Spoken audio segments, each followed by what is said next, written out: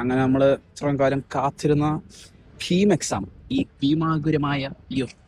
ഭീമാകുരമായ ബിൽഡിങ്ങിൽ എഴുതാൻ പോവുകയാണ്. നമുക്ക് റിവ്യൂ എക്സാം കഴിഞ്ഞിട്ട് പറയാം.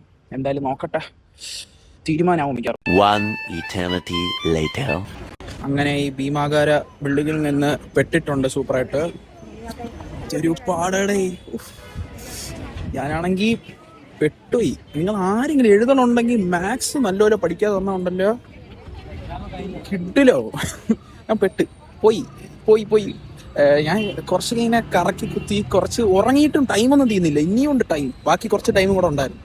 അത് ഞാൻ എന്ത് ചെയ്യുമെന്നും പറഞ്ഞു അതെല്ലാം പോട്ടെ, ഒന്നുമല്ല പ്രശ്നം. ഈ കോളേജിൽ എന്ന് പറഞ്ഞാൽ കറണ്ട് അരമണിക്കൂർ വെച്ച് പോകും. അതേ ചൂട്. പക്ഷെ ഇൻവിജിലേറ്റേഴ്സ് ഒക്കെ നൈസായിരുന്നു. നൈസ് എന്ന് പറയാൻ അവർ വേറെ ഒന്നും ചെയ്തില്ല, വേറെ പണിയൊന്നുമില്ല.